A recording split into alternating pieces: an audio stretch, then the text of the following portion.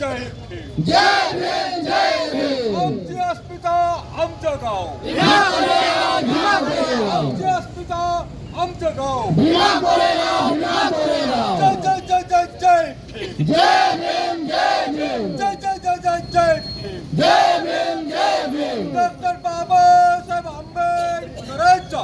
Yes sir. Doctor Babasaheb आंबेडकरांचा. Yes sir. आमची अस्मिता आमचं गाव. भीमा कोरेगाव भीमा कोरेगाव. आमची अस्मिता आमचं गाव. भीमा कोरेगाव भीमा कोरेगाव. या सोपान येडे या इकडे. तुमचा बघा इकडे.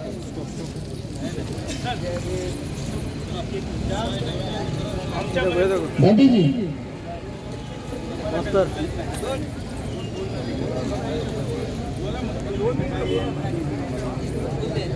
मित्र हो, आमच्या पूर्वजांचा इतिहास आमच्या पोराने जर सांगितलं तर आमचे पोरं हातामध्ये बांगड्या भरून भीमा कोरेगावच्या गाण्यावर डान्स करणार नाहीत.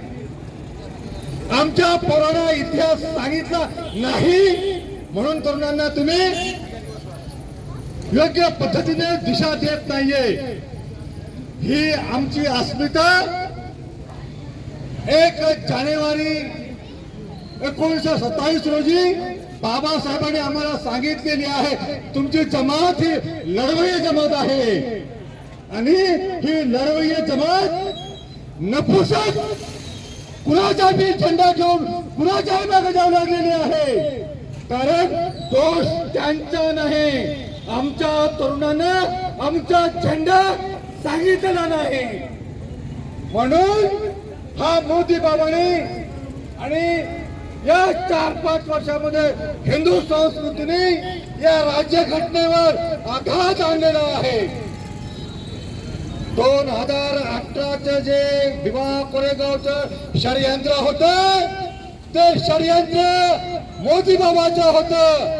ही तरुण मंडळी भीमा कोरेगावला त्यावेळेस गेली होती, सगळ्या तयारीने गेली होती. आम्हाला माहित आहे आमच्या सांस्कृतिक घडामोडीवर हल्ला करणार आहे. आमच्या पोरांना सांगावं लागणार आहे तुमची संस्कृती ही लढवय्ये संस्कृती आहे, तुमची संस्कृती नपुसकांची संस्कृती नाही. म्हणून गेल्या 5-6 वर्षापासून नांदेड मधून हे तरुण मंडळी आमचे पूर्वज लढवय्ये आहेत हे सांगण्यासाठी आम्ही भीमा कोरेगावला जात आहोत. पुणेकरांचं मला अभिनंदन नाही, त्यांच्या ऋणामध्ये राहू इच्छितोय.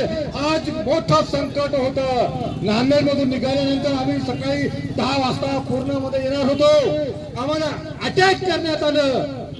आम्ही बाबासाहेबांचे वंशज आहोत. आम्हाला कायदा कळला, तोच कायदा न्यायालयामध्ये पटवून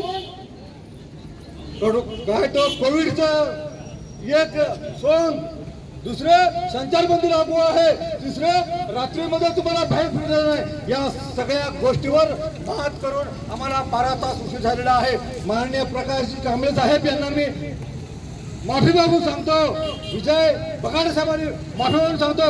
आम्हाला येताना काय अफवा झाल्या असतील त्या आम्हालाच माहीत.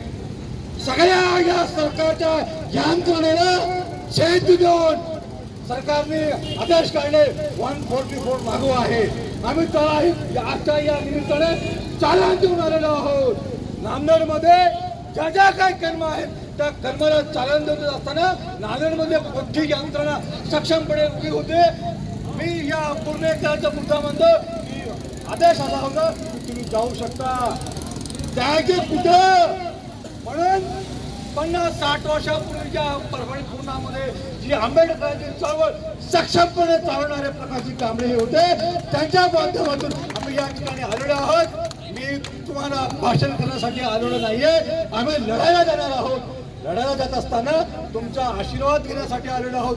तुमचा आशीर्वाद आमच्या पाठीमागे राहावा एवढी अपेक्षा व्यक्त करतो. थांबतो. जय भीम. बाबासाहेब आंबेडकरांचा